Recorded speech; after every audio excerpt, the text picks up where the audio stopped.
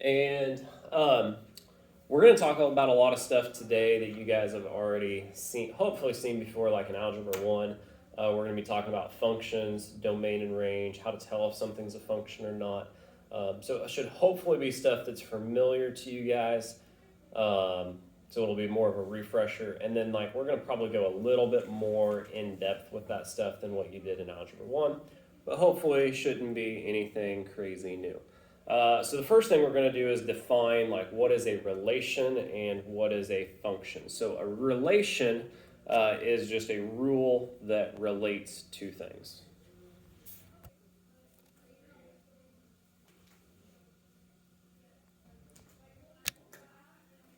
So a relation is a rule that relates to quantities. Generally, that's going to be some type of equation.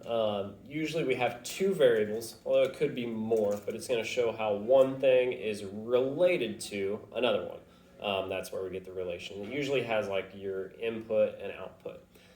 When we talk about a function is just a specific type of relation. Okay? So a function is a relation in which each element of the domain is paired with exactly one element in the range. So each element in the range or domain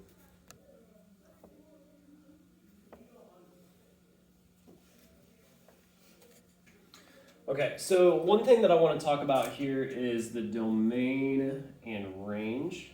Again, I'm sure you guys have already are a little bit familiar with that. When we're talking about the domain of a function, that is always going to be the input of the value. That's what we plug in. And it usually goes with your x variable. It's not always x, it could be something else. It's always the input and usually the x variable. And then the range is always the output.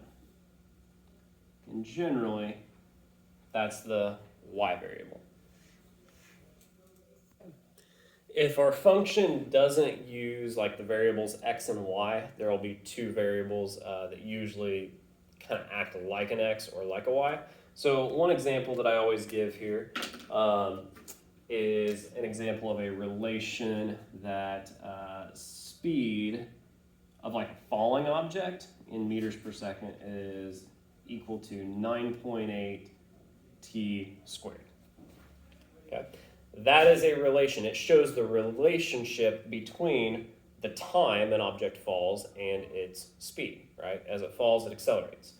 So this would be a relation, right? It shows the relationship between two quantities. Okay. This one is actually also a function because each input in the domain, any time that I plug in, so if I plug in 2 seconds, I would square it, which would get 4, and then multiply it, and I would get exactly one value for the output. Okay. So each element in the domain is going to be paired with exactly one output in the range, and that makes it a function. It would not be a function if I had an input in the domain that produced two different outputs. So if you have any input in the domain and you get two outputs, then it's not a function. So the set of examples here determine whether the relation is a function of x. So we're trying to decide, is it a function or not? And here we can have a few different things. You can just have something described, or we can have tables or graphs or equations. Okay, so for our first example here, the input is going to be the height of a student,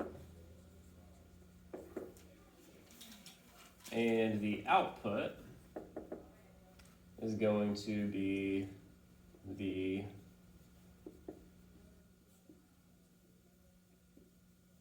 weight of the student. Okay. And we're going to decide whether that relation is a function or not. Okay, so if our input is the height, So that's what we're going to be plugging in, and the output is the weight.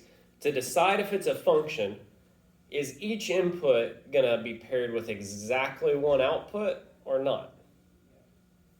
What do we think? No. Why not? There's different factors. Well, just think about it. If you just had a big group of people, and I took a survey or something, is it possible that for a given height, like say 5'6", that I could have two different weights? Yes. Yes. Okay. So if one input could have two different outputs like that, then this is not a function. So it's not a function if there's different outputs? Correct. Okay. So no, there could be two different outputs for one input. Okay. There could still be some type of relationship there. Like if you graphed it, you might see a general correlation, but it's not a function. Okay. Next, we're going to look at a table.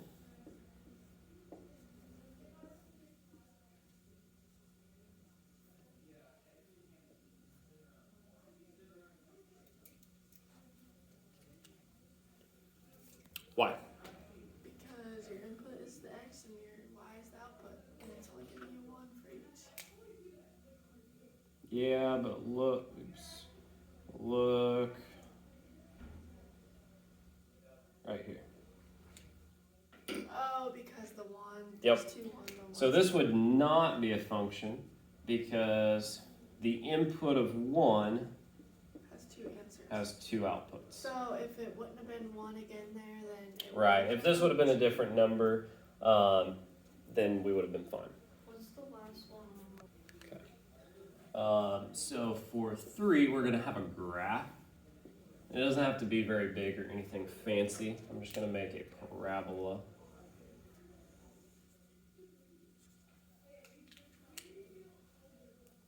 Okay, so if I have a graph, there's a real easy way to tell if it's a function or not. You guys remember? It's the vertical line test.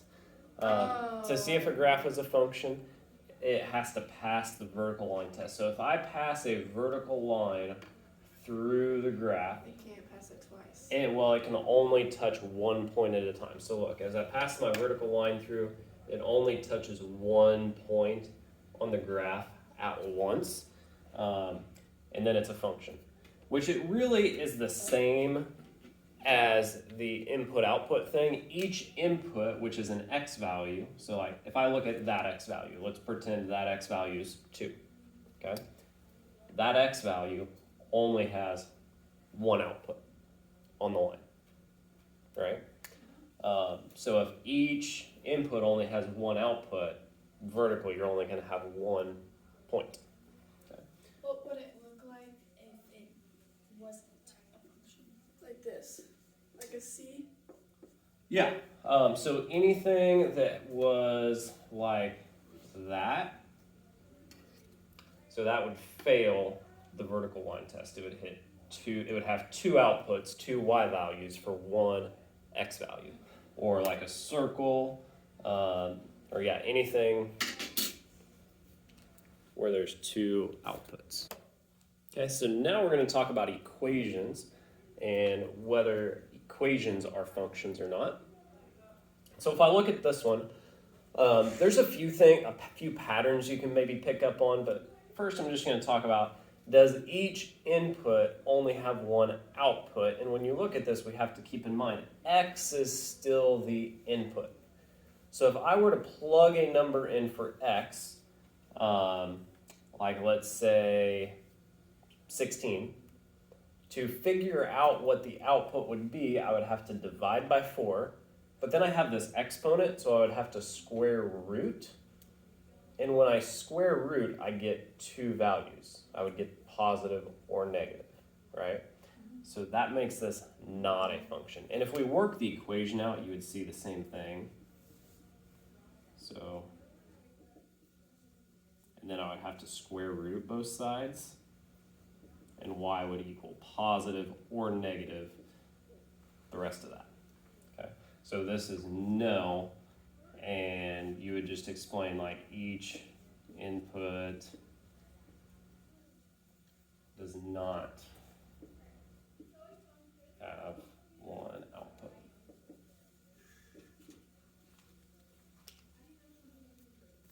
This is number 4, right? 5. 5? Yeah.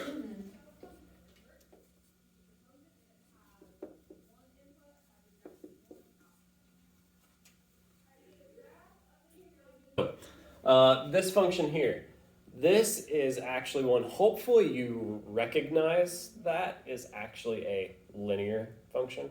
Okay, you dealt with that a lot in Algebra 1. So if you recognize that, you can probably just know it's a function.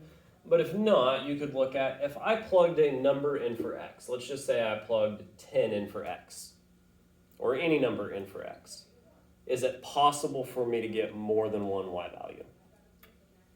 No. No, if I plug 10 in for x, I would subtract it, divide by 2, and there's my answer, right? But yeah, it is a linear function, if you recognize that. So, yes. Yes. Yes, it's a linear function. Yeah, and we're not going to worry about the explanation right there. Yeah, each element in the domain is paired with exactly one element in the range, or each input has exactly one output, something like that. Or actually, that 5 was the last example. So we are good.